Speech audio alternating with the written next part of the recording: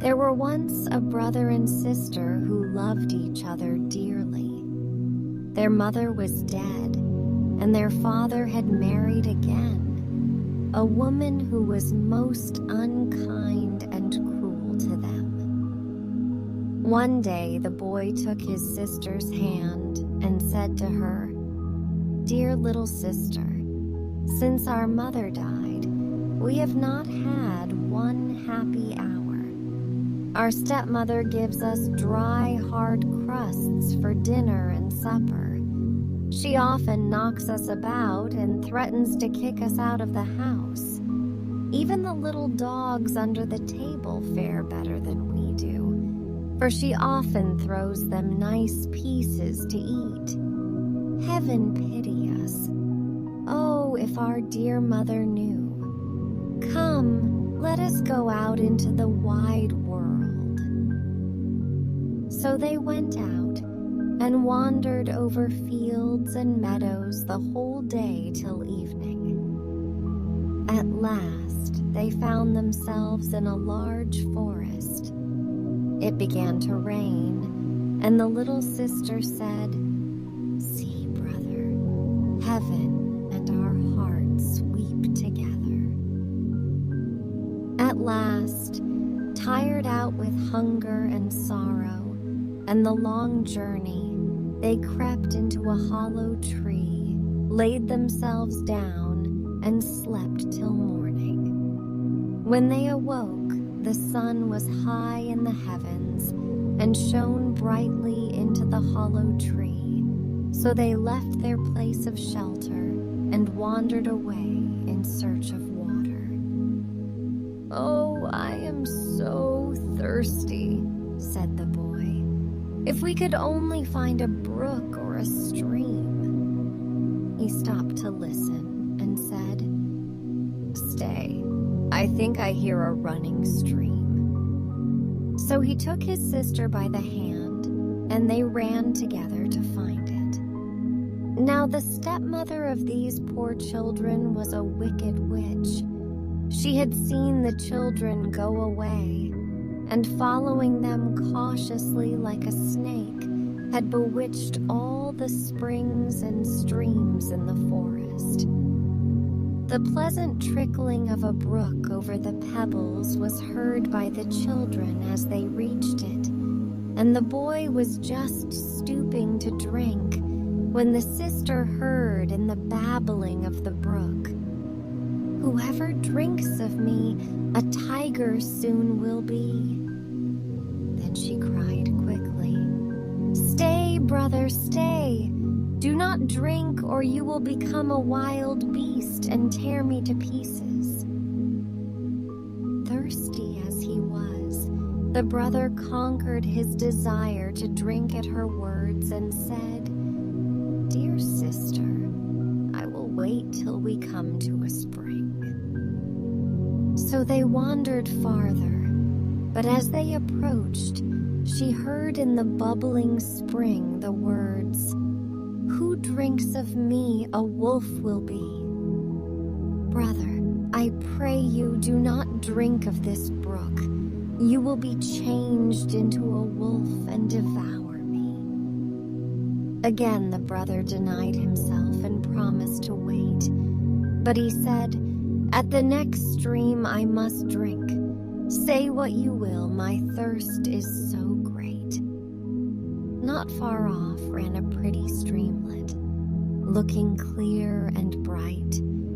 But here also in its murmuring waters, the sister heard the words, "Who dares to drink of me, turned to a stag will be." "Dear brother, do not drink," she began. But she was too late, for her brother had already knelt by the stream to drink, and as the first drop of water touched his lips, he became a fawn. How the little sister wept over the enchanted brother, and the fawn wept also. He did not run away, but stayed close to her, and at last she said, "Stand still, dear fawn. Don't fear.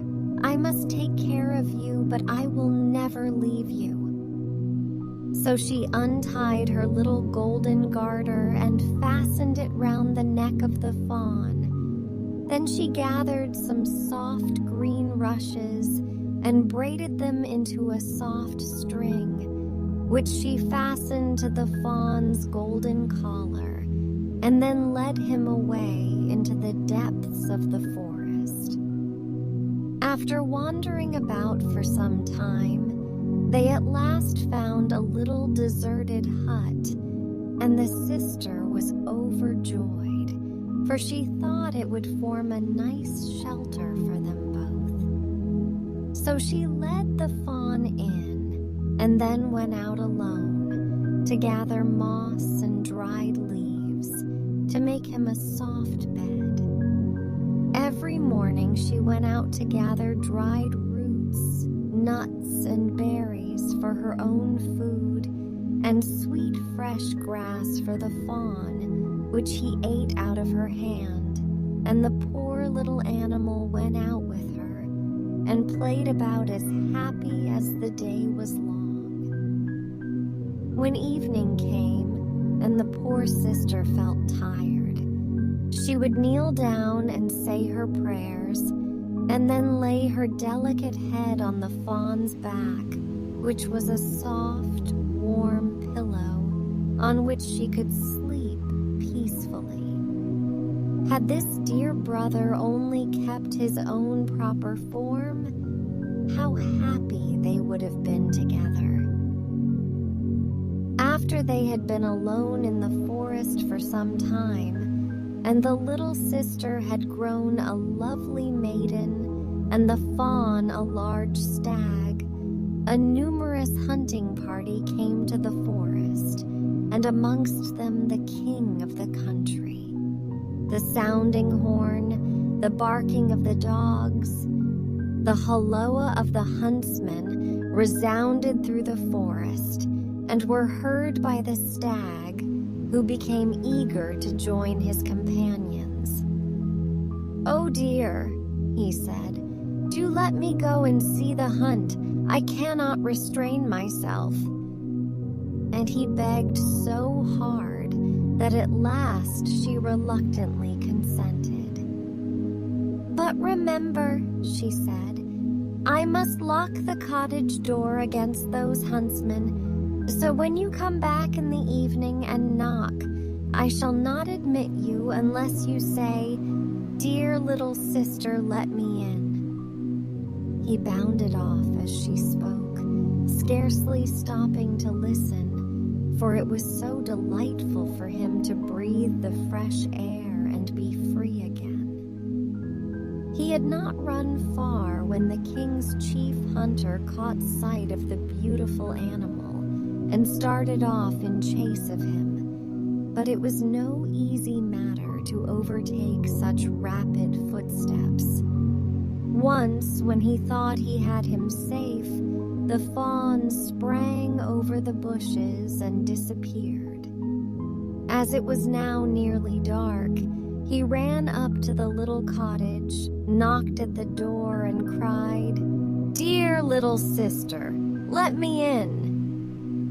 The door was instantly opened, and oh, how glad his sister was to see him safely resting on his soft, pleasant bed.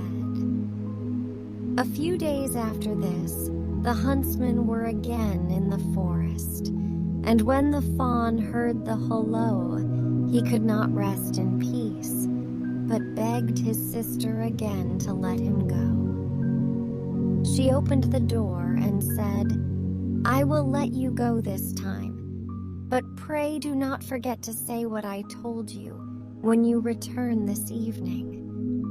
The chief hunter very soon espied the beautiful fawn with the golden collar, pointed it out to the king, and they determined to hunt it.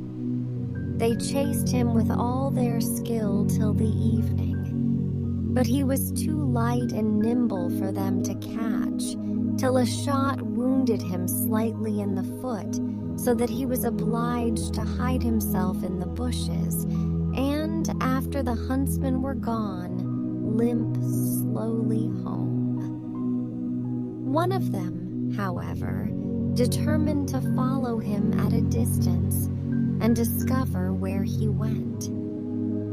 What was his surprise at seeing him go up to a door and knock, and to hear him say, "Dear little sister, let me in."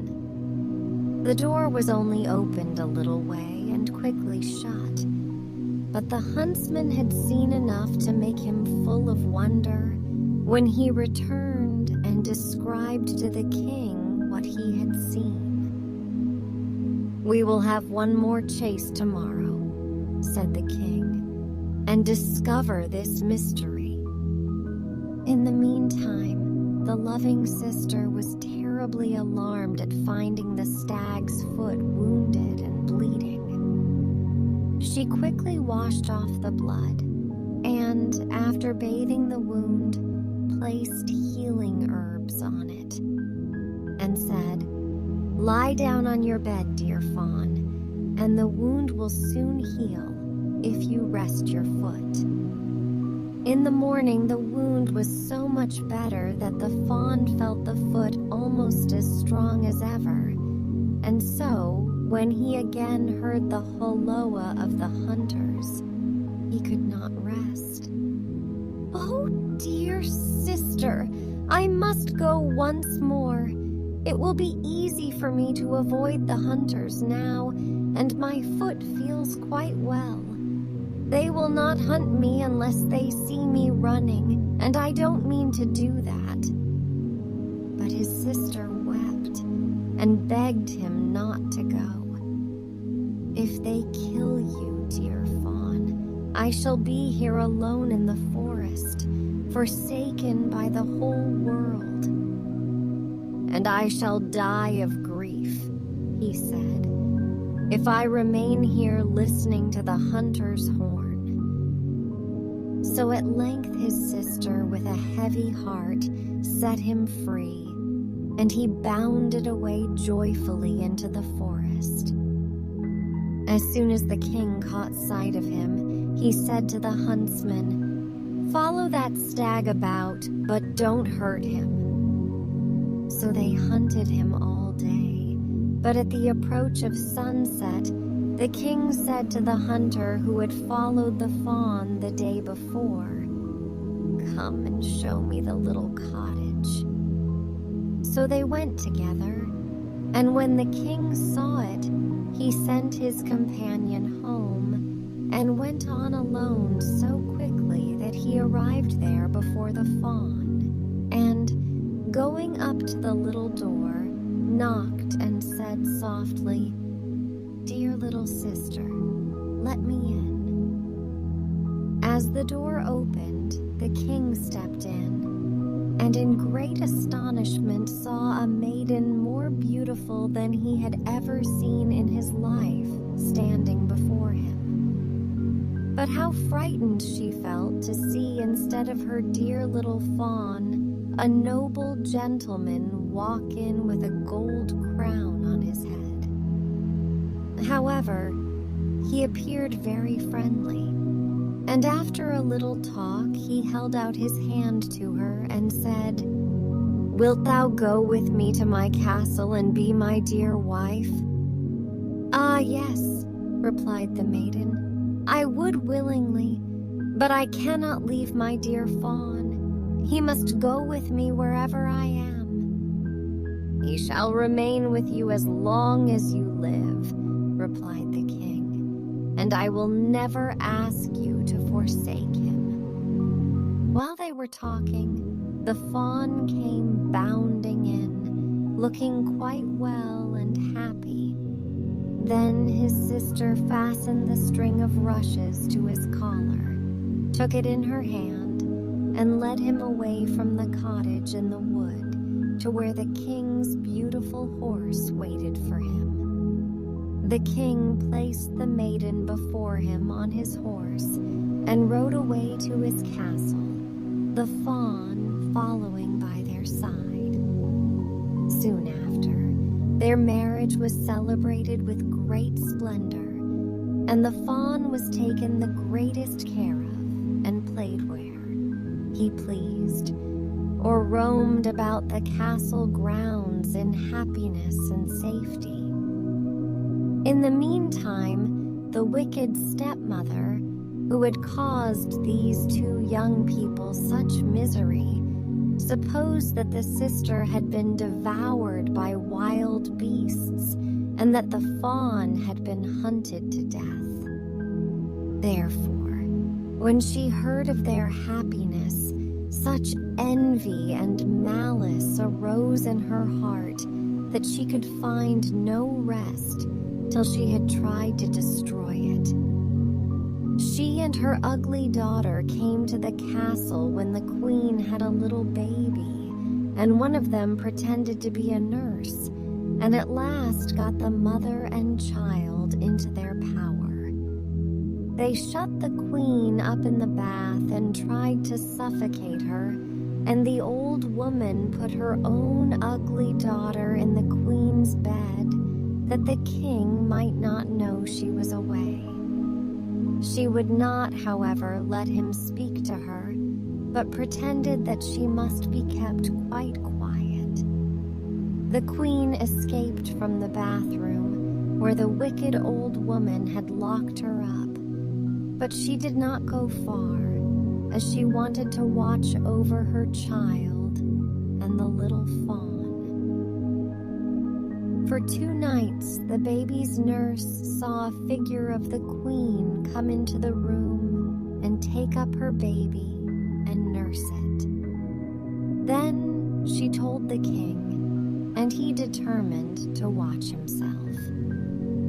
The old stepmother, who acted as nurse to her ugly daughter, whom she tried to make the king believe was his wife, had said that the queen was too weak to see him and never left her room. "There cannot be 2 queens," said the king to himself, "so tonight I will watch in the nursery." As soon as the figure came in and took up her baby, he saw it was his real wife and caught her in his arms, saying, "You are my own beloved wife, as beautiful as ever." The wicked witch had thrown her into a trance, hoping she would die, and that the king would then marry her daughter. But on the king speaking to her, the spell was broken. The queen told the king how cruelly she had been treated by her stepmother, and on hearing this he became very angry and had the witch and her daughter brought to justice. They were both sentenced to die, the daughter to be devoured by wild beasts, and the mother to be burnt alive. No sooner, however, was she reduced to ashes than the charm which held the queen's brother in the form of a stag was broken. He recovered his own natural shape and appeared before them a tall, handsome young man. After this, the brother and sister lived happily and peacefully for the rest of their lives.